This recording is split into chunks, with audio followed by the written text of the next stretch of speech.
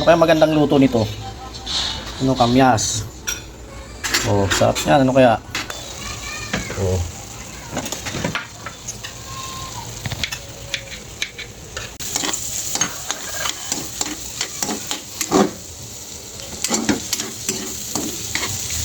Yung luluto mo yung mayad bago.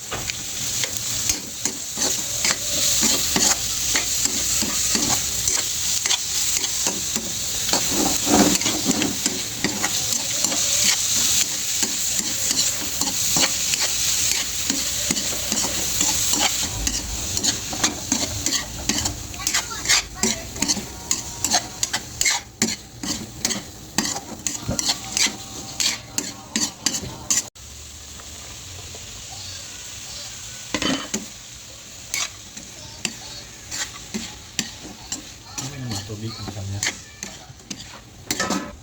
Ulam namin nung sa Bicol, pag walang almusal, ulam sa kanin ito. Luto ni Papa. Makakapasok ka na sa school. Kasi madami kamyas dun.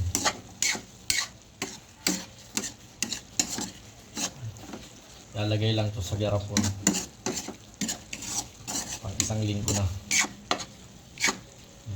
Lalo pag tag-ulan may bagyo.